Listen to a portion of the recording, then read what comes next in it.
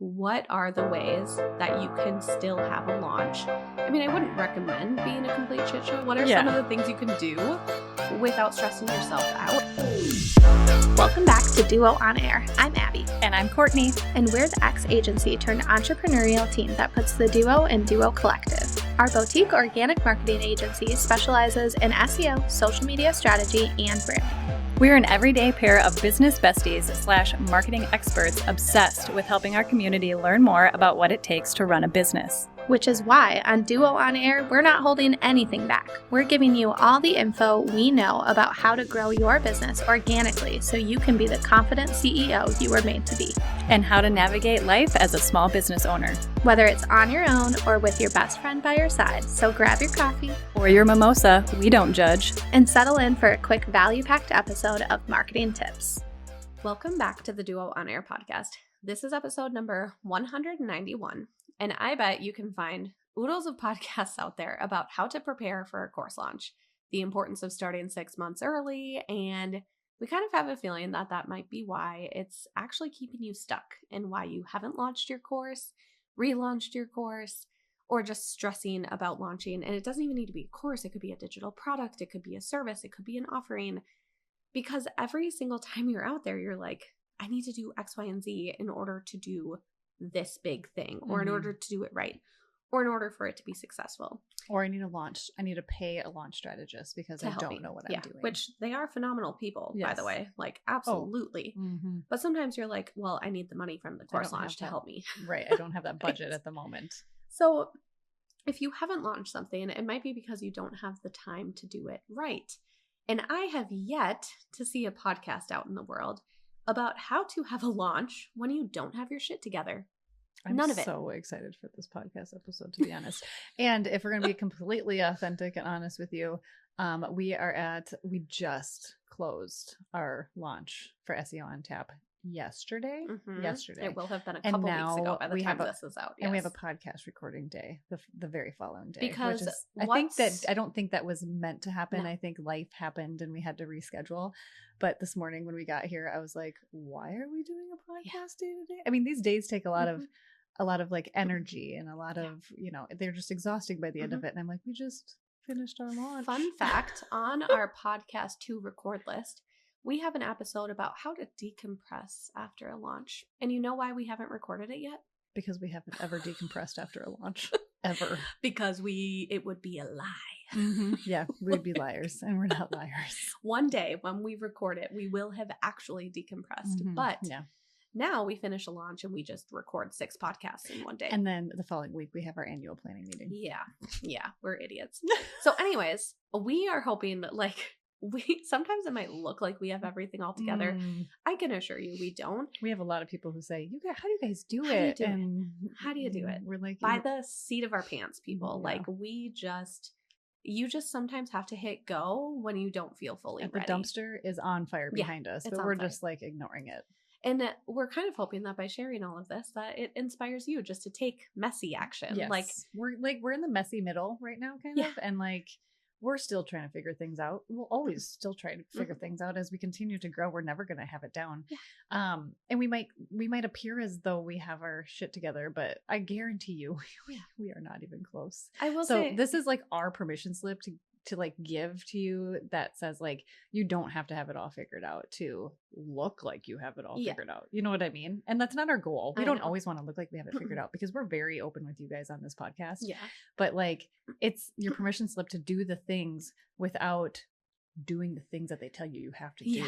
Yeah. That you can still do the things messy, without order, without plan, without, like you can still do it. And be successful. Yeah, for real. One of the things too that was also like kind of inspiring during this whole window, we were launching at the exact same time Tonic was launching. So Tonic had a brand new template. Spritz. Yeah, their Aperol Spritz template that was launching, and we love Tonic. We promote them all the time, and we have a Tonic template. And so they were launching during this window, and Ryan on their team, who's the SEO guy on their team, so obviously we have close connections with him. He posted something like a comment on their Instagram being like, actually, I'm sorry to do this over Instagram, but I quit and I'm going to go start a tequila company because this template is so good. they literally had this idea middle of launch to play off that. And like, if you haven't watched the stories on Tonic's Instagram, go back and watch them because they're so good. It's funny. It's so real. And you can't plan that. Mm-mm. That cannot be planned. You have to have wiggle room in your strategy to play off things. Yep. And I think that's so cool. So like, even just watching that happen was inspiring. And it was like, you know what? It's okay. It's okay to change your mind. It's okay to write the emails. It's okay to shift. It's okay to just have these ideas, like whenever the ideas come to you. So that's kind of what we want to talk about today, is our recent launch and why it wasn't planned as well as we would have hoped. And what happens when just, crap happens and you can't stay, like, it doesn't go as planned. So it's actually like, now that we look back at it, it's like one of those things where when you're in the middle of it, you're like, oh my gosh. But then you look back and you kind of laugh. Yeah. You're kind of like, well, we did it. We did it. I know, we did it. We survived. We're here. Yeah. And one of the reasons, so we did try to plan. Like, I wouldn't say we didn't. We absolutely tried. We tried. I blocked off a week in August to record stuff. We blocked off time here and there. There were certain days where I'm like, I'm unavailable. I have to do X, Y, and Z. So we definitely tried. And then there was like the week before launch where I was supposed to record and I got sick. Like, sounded like a frog, could barely talk sick. Like, it was bad. Like, I felt just awful. Like, my brain wasn't working. I was so tired. I was just like, I felt awful. And I haven't, like, it wasn't even something I could power through. And so that happened. What are you supposed to do about that? You got to record. Like, I couldn't do anything. And so what are you supposed to do? Just move your launch, not do your launch? Like, no, we still powered through. So that's kind of what we're going to talk about, is like, what are the ways that you can still have a launch?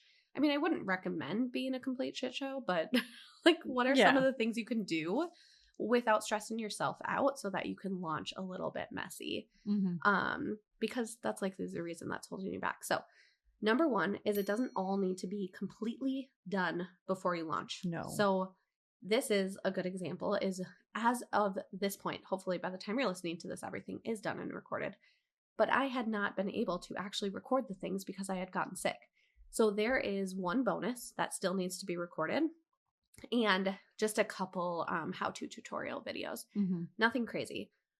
But why should that hold back from the launch? It shouldn't. We have templates in there that just say coming soon, coming this date, whatever. So people know it's going to drop in there. But just because it's not in there the day that someone jumps into the course, that's okay. And it's something that we like talk about, and they know, and they can see that it's coming soon too. So it's like, it doesn't have to be all buttoned up and finished. Yeah, it doesn't have to be perfect. And there are plenty of people who pre-sell a course before any of it's even done, just to get a reading on who's interested. So you could do something like that where your course isn't done yet. You want to give people these founder, like, discounted rates to join before it's done. And now you have some of that income, you have that social proof, you know that people want it, and that's going to motivate you to actually create it too. Yep. So that's also an option. I think the biggest thing about that is providing the clarity. Yes. So just being honest. Yeah. Open and honest, having those conversations. It's not done yet. It's going to be done. Don't make it look like you're hiding something, or you're being like sleazy, or like anything like that. I think communication and honesty can take you so far in your business with things like this. Yeah, for real. Next, you can write sales emails as you go. I am proof of that. I told Courtney yesterday, I was like, Courtney, I just wrote 18 emails in a week and a half, maybe. And I think she would like wake up and write like a couple of emails each day. And there was days where she was just like, I need you to look at this. Do I sound dumb? Does it sound great? Did I miss anything? Did I misspell anything? And she did great. I think the one thing I had for a suggestion in one of them was a GIF. And oh my gosh, we should put the screenshot in the show notes. But I just like took a screenshot from my phone, found the GIF, drew a little arrow where I wanted her to insert the GIF, and I was like, insert this GIF here. And she was just like, I love how you drew me a little arrow. I was like, I just wanted you to know where it should go. My brain wouldn't understand it probably. She's like, this girl needs all the help she can get. So it's like not ideal. I would love to have the content done and scheduled, and that's the beauty of using a tool like Flowdesk. But the reality is, I just didn't have the time. Yeah. I didn't have the time to draft them. Right. But another thing that I feel like we've kind of learned from this one too is that conversations during, like, you're having conversations with people during your launch window because they're not sure if they want to buy, or they've thought about buying, or they have a friend that bought it and they've heard really great things about it. And so then they have questions that you might have not even thought of, or that you can leverage for your next email. So there is a little bit of like planning ahead is great, right? But there is like, this is kind of where you can't, like, you can like shift, right? Mm-hmm. She, took a lot of that stuff and made these emails based on those kinds of things too, which is so relevant at that time. And she's even saying like, somebody asked me this yesterday, and like wrote an email about it. So, and Abby gets all the proof for all of those SEO on tap emails, you guys. So give her a big kudos, send her some coffee, all of the things. I think someone just messaged, one of our old clients just messaged us, and she was and she was like, she's like, your marketing has been so spot on lately. Can you just do all of my emails and something else? Can you write my newsletters? Just kidding, but not really. Yeah. And Abby's like, nope. No. Abby does not want to open Flowdesk ever Talk again. to me a different day. But today is not the day. But that is something too where so one of the things, it's hard when you're in writing emails every single day because you're also watching the metrics. Mm-hmm. So you're like, oh, subscribers are going down. Open rates aren't quite as much or something like that. Like you're just like, you're looking at the data too along with it, and you don't want to be discouraged. So I want you also to know, like, I sent 18 emails in less than 2 weeks for sure. So that feels crazy. It also sometimes feels like you're maybe being annoying, right? Like when you are the business or you are the one sending you feel awkward. You feel awkward and you feel like, oh my gosh, they're going to be like duos in my inbox again. Yeah. And I wrote an email just like this where I was like, oh, another duo email. And then I was like, sorry, not sorry, because you kind of need this. Like, and it's one of those things where you have to lead with confidence. And give people an opportunity to opt out too. So like we have, rather than unsubscribe, people can manage their preferences and opt out of sales emails. And so I've excluded anyone that's opted out of sales emails. They don't need to get it. Like they don't need to get our launch window content. So that's like a great way to still keep someone on your list, but now they're not going to get your sales stuff, and they can manage those preferences anytime. But if you've heard of the rule of 7, people need to see your content at least 7 times before buying. That's a lot. It's a lot. It's a lot. And not everyone opens your email. So if they don't open your email, they're going to see it again. Yep. So I also read another study that said the average number of touch points per purchase is 28.87. Like this changes per industry, and we're not just talking email. This could mean they need to see your email and your social post, maybe a paid ad. Maybe they need to see you on Pinterest. Maybe they need, on stories. Like they need to see you 28.87 times. That's crazy. That is a lot. Yeah. So when you're in these launch windows, all you feel like you're doing is just constantly throwing stuff out there. And like you do feel borderline annoying.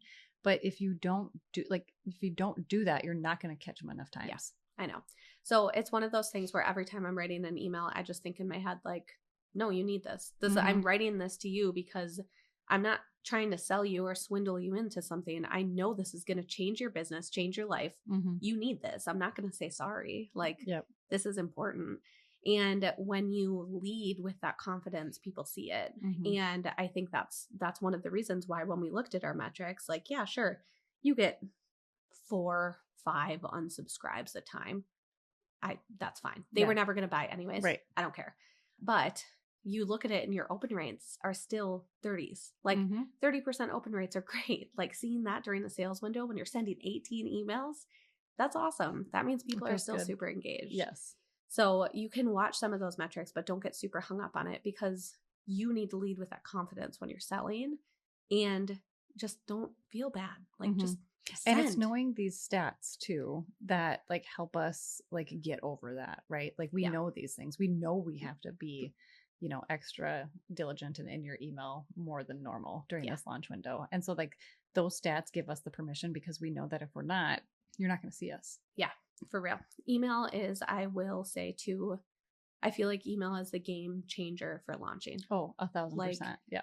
It just makes all the difference. So I would say if there's one thing you can do to prep before launch, I would have it be create a freebie maybe even run some social ads for a free resource to boost that list. That is one of, like, we can talk about this in a whole nother episode, but that's one of the things that's helped grow our list really fast. Yes. Is actually doing a social paid ad for a free resource. Conversion on free is way better. Crazy coming from the organic ladies, but we've started like testing and dabbling in this ourselves. And while, you know, it's not a service that we offer right now or anything, and we may never focus on that, but we know that we have a strong organic foundation too, right? Because we've built it from day one. So, and our conversion metric is not clients. No. And our conversion metric on paid ads is not even it's not even sales from the courses. No. It's email list. Yeah. Because we want more people to talk to in our email, because we know how powerful email is during that launch window when you can actually talk to them. And how powerful email is, just like even outside of launch windows. Like the email, like we always say, people get to control their inbox. And if you have us on your email list, we know that you trust in us enough to be in that safe space. Like, people protect their emails because you don't want a bunch of crap. So like, once people are on there and they're dedicated followers, like that's where you're really going to be able to have some good conversations with them. I feel like it's the best place where you can build a relationship. Yes. So to us, email, using paid as an email growth opportunity is like just such a way to build genuine connection. Yeah. It doesn't feel as like paid. I don't know. Sleazy paid. Right. Like, yeah. But anyways, going back to how to launch without anything prepared. Honestly, write as you go. Near the end of launch, I couldn't prep anymore because my brain was getting fried. So I would be writing the 1 to 2 emails a day the same day they were happening. And honestly, sometimes it's really great to batch, but sometimes my brain fries and I'm like, I got nothing left in me. These emails sound stupid. Or I'm copying and pasting from the last email I sent because I'm just trying to send over the same thing rather than like articulating a story or answering a question or being genuine. So taking those breaks actually helped me be like, oh, that's a good email idea. I'm going to go write that right now. You're not doing the same thing over and over and over again. You're like flexing your brain in other places too. So you can have better energy for those just 2 emails per day or whatever it was. Right. 1,000%.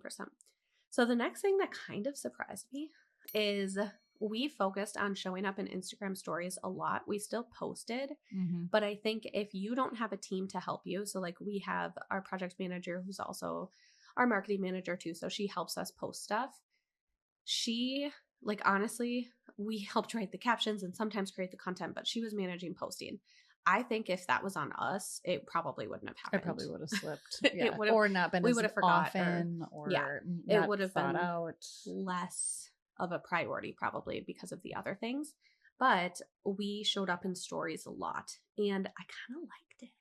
I think people like that. I know too. So I'm like trying to take the momentum from that to maybe just naturally show up in stories. Yeah, we're not great at that. I don't know why. I think it's hard. We're just but so I think those busy. I know. I actually think those like few days of just doing it every day actually got me a little bit more in the groove of like, maybe I can do this. Yeah. Well, and people have done it like they set like a loose schedule. Like I pour my coffee and then I sit down and enjoy my coffee and I'm on stories for 15 minutes at the beginning of the day. Like, or I'm walking my dog and then I'll be on stories then. And I'm like, that's smart to like, see, but maybe that's what's stopping me too is like schedule. Maybe that's it too. Like I like routine, but not really structured routine. I like a loose routine, you know? So maybe that's it too. Like, maybe for us, we just need to be more organic about it. I know. I think it did like get me a little bit more comfortable, and maybe that's the thing. Maybe it's just like you need to do it for a few days, like do it uncomfortably for a few days to like get in the groove of it. But I'm kind of like, all right, let's maybe use that as like the moment to try and just stick with it. So wish us luck. If I'm maybe still we'll do posting like a challenge, like you and I should do like a 30-day challenge where we both have to show up in stories for 30 days straight, minus weekends or something. I don't know. Let's do it. Let's do it with our audience though. Yeah. Okay. Cool. All right. You've heard it here first. We'll post it. Don't worry. Okay, but we have to start the challenge when this goes live, so we'll do that. Okay. All right. You know what? We're gonna do a November challenge. Oh yeah, let's do that. Yeah. November. All of November. Every we're gonna day show up in of stories November. every day. And we're gonna have some type of like win with it. So if you do it for 30 days with us, there will be something. Chance We're going to figure this out. to win. Stay tuned. A yacht. Stay tuned. If you need to show up in stories more too, and you are like us, this is what we do. We just brainstorm ideas right here. I love how we just like live make promises on podcasts and we're like, oh. Yeah, right. Someone write this down. Someone please remind us if we will do this. I'll make a note right after we get off of this. Okay, so again, if you don't have the capacity to show up and post, show up in stories. Yes. You can show up there real. You don't have to post things. This is the next tip, but it's actually something that I used when I was posting in stories a lot, is to reuse and recycle your content. Mm-hmm. So we shared a lot of content in previous launches. Like one was a day in the life of an SEO student. Which was so fun and cool. It was such a cute reel. And it was one where I was like, why, like, let's either repost this or at least re-put it in stories. Like, I think I linked it in an email as well. So it's something where you can take the content you already have and the content that you've already used. Obviously, if your bonuses or certain things change, you have to finesse a little bit. But if the content of it is like talking about a problem or talking about like telling a story or just something that's still related, just because it's old doesn't mean you can't do it. No. Yeah, so absolutely not. The skeleton reel. We've done that every October for the past 3 years, I think. I think that's the third time and it changes a little bit, but not a lot. Like the actual people still love it every year. Every year. It's literally my favorite. Every time October rolls around, I'm like, we get to post the skeleton reel. I'm such a nerd about it. But sometimes it's finding the content that's the hardest part. But don't be scared to repost stuff. Yeah. People don't remember. And stuff is still funny or it's still relevant intriguing. To the season or intriguing or relevant to your business. Yeah. So maybe scroll back to previous launches, previous seasons, like whether it's a launch or not, you can do this year round. You can repost seasonal content. Sometimes when I'm feeling in a rut, I will literally scroll like a year to 2 years down our feed and be like, oh, we should redo this. Why don't we do this? That was great. You know, right? I know there's especially, and you know, the cool thing about that now is that now that Instagram content is indexable, I bet you reposting that old content might even help boost some of that. So it would be a good test all around. Yep. So you can do that with your Instagram content, with your TikTok content. You can do it with old emails. Obviously, we all know that Pinterest is a great place to reuse content as well.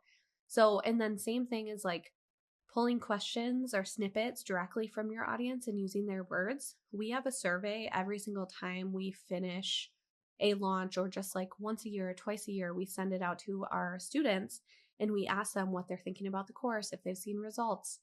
That content, just because it was 2 years old, doesn't mean it's not relevant anymore. Yeah.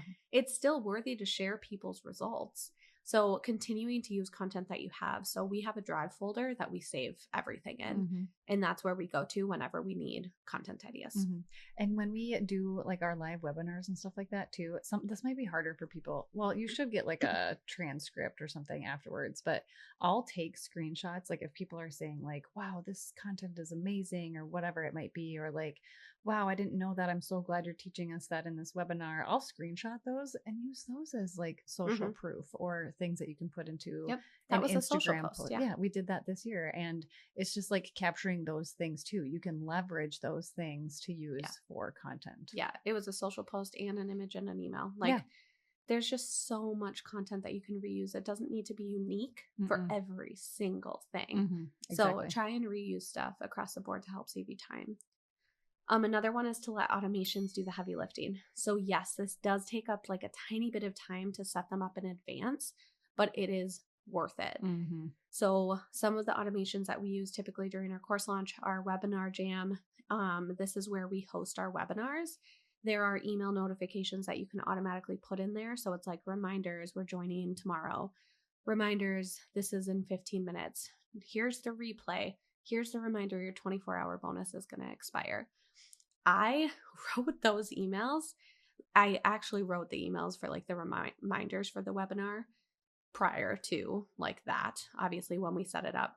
But I think at the time, we literally didn't even know, and we're going to talk about this in a sec, we didn't know what that 24-hour bonus was going to be until the day before.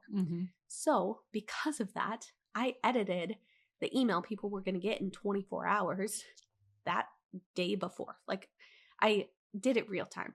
So it might look like things are all put together, but sometimes it's not. Like you're editing things real time, and that's okay. That ManyChat has been super helpful. Yes. So making sure people can get the link to the course, get the link to the webinar, and that they can get on our email list too. So all of that is super important.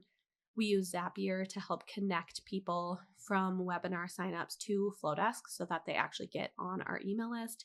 And then we use Flowdesk to automatically drop them in the right segment. So making sure we're talking to the right people at the right time. So setting these up in advance then makes launch time. Like we don't have to think about that.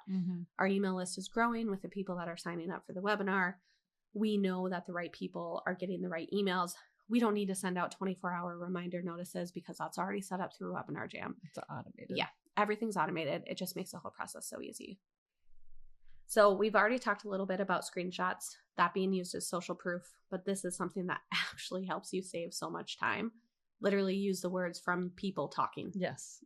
Using their screenshot actual DMs, words. Yes. Screenshot comments, take questions people ask you. Sometimes you can ask for permission if you need to, or lots of times we just like block out their name so that it is anonymous. Yep. But this can be a great way to show that social proof. People are talking. Like when someone sees, this is the reason why we do the Post-its on our stories. Like we share the Post-its of people signing up, because when people start to see, oh, other people are joining too. Yeah. Or look at this must be community really cool. of people. Yeah. Like, not only do we want to celebrate that these people are like in this with us and like in our community, in the course, whatever it might be, but we want other people to see that other people are joining it too. And it's just so fun as like a celebratory piece for us. And then for other people to see that other people are joining this community too, because it gets them excited. And then it might get somebody who's kind of on the fence, like, wow, I really do want to be a part of this community. And like, that could be what converts them to purchase. Yeah, for sure. So let's talk about that 24-hour bonus, because this is one thing where it was the day before our webinar. I'm like, I remember I was like upstairs getting ready in the bathroom, and I like voxed Court, and I was like, Courtney, I still don't feel good. I still don't feel good about like what our 24-hour reason to buy is. Like I just, like, it feels like we've done this before. It feels like it's not as like juicy. I don't know what else to do. Like what is the hook? What is the thing that gets like a little bit more exclusivity? And I don't even think I had the answer. I think you and I were too both close to it. Yeah. And I think I was even just like, you got to ask, we got to ask other people. Like we are way too close to this. We have to ask what other business owners would maybe want. And so I think you turn to your mom. Yeah. And ask your mom, because she's a small business owner too. So sometimes we literally just need to we need outside perspective or thoughts to brainstorm with somebody, because we're way too close to it. And something that we might think is intriguing or a great bonus might not actually be. Like, I know, because again, we're too close. And sometimes it's like, all people want are, cash money. Like, everyone just wants more money in their pocket. And it's like, we want to do that, but at the same time, we want value. Want to understand the value of this course is so insane that like we already feel like it's undervalued. So like is that the right? Underpriced. There's too much value for the price. Yes, correct. Whatever. People value it. It's not undervalued. Yeah, right. Yes. So that was something where we just needed to ask, like, what else can we do? What else? Or what other support do you need? Right. Like, or what is something that would make you excited to get in on this 24-hour bonus? Yeah. What would make you want to purchase this so you can get this bonus? Yes. So this is where one of the things, and if you were part of our webinar, you probably heard it. If not, what we added this time around was 30 days of Voxer access, one-on-one Voxer access support. And it's like, it was a super exciting thing to add. I was like, I'm pumped for this. Like, I want to help people for sure. Can we do this for every single person that joins? Probably not, because that's a lot of time. Yeah. And we have to protect our peace too. And we want to give people that join that value. But if someone's like, heck yes, I'm going to jump in right now. I want to like honor that, and like support you even more. So that was one of those things where it's been fun. So we've got a handful of people in Voxer that I'm talking to right now. And it is just fun to have that extra layer of support that confidence, that accountability. Like you just have me for 30 days. Yeah. And it was, again, within a matter of 20 minutes, we figured out what it was because we asked other people for their thoughts. I know. And they were like, this made all the difference. This is why I bought. Yeah. And this is one of the reasons why it's so important to quiz your audience, talk to people, get out of your head. So brainstorming with others, especially if you're stuck throughout any of this process, even middle of the course. So a good example of this is we had a client or a student of ours, middle of the launch. She was like, I just can't pull this, like, I can't put this together right now. Like certain life things are happening. And would you consider doing a 12-month payment plan? And I was sitting there like, I don't know, would I? I know. Yeah. And then she asked me and I was like, oh gosh, I don't know. We just kind of like brainstormed it. We talked about it. And I asked a few other people and I was just like, is there a the biggest concern was the liability. Yeah. But luckily, like our course tool, if anyone misses a payment, they get kicked out of the course. So like, obviously they're not going to have that content anymore. And I don't want that to happen either. But also like we want people to feel like they can invest in this because we give you lifetime access. The course is something that also, it's going to continue to grow. Like it's going to continue to help your business. You're not just going to use it right now. I want you to use it for your business. Like, and we have forever. a community, a Facebook community where you're always on, you can always ask questions. Yeah. You can always talk to us. You can always talk to people in the community. You can share your wins. You can try to troubleshoot something. Right? It's just like, it's so valuable. SEO, AI, everything is always changing. So like we want to continue to support you. So it almost actually seemed like a no-brainer after we did it. And the amount of thank yous and support and like the emails, like the personal, like made me cry. Heartfelt emails that we got in our inbox were incredible. And Abby and I were just like texting back and forth and we were like, wow, we weren't sure about this, but this feels right. Like this was like the best decision we've probably made. We genuinely feel like we're helping people that need it. And that this makes it so much easier for them to purchase and like have in their lives. I think we were worried that like not the right people would sign up for it. And but at the end of it, it was shocked. Like people who have been in our universe forever were emailing us being like, thank you. I have been using your tips in your email. I've been using your podcast. I've been using all of these things to help my business grow. I just haven't had the funds yet. And now I do. And thank you. Yeah. And it was just like, I want to cry. It feels so good. It feels so good. It does. So we are excited because even post-launch, we're going to open a 12-month payment plan for this course always so that you can join without needing to worry about that. So we are really excited about that. But that's another reason, like showing up messy, make decisions messy. You don't need to be rigid. You don't need to have everything set in stone. You can still launch a course without everything done. And you can change a payment plan halfway through. For real. So we hope that this is a little bit of your permission plan to stop waiting, launch the thing, even if it's not perfect, pre-sale it if it's not even recorded. Like you're the boss, you make the rules. So just get started and show up messy and be authentic and do whatever it is you need to do while listening to your audience. And your permission to course launch when you don't have your shit together. That's what today is all about. Do it. If you liked this episode, please be sure to share it with a friend and subscribe so you don't miss any new episodes dropping every Monday. Plus, if you haven't already, please leave us a review and don't hesitate to share any new episode ideas. We love hearing from you and creating this content for you. See you next week.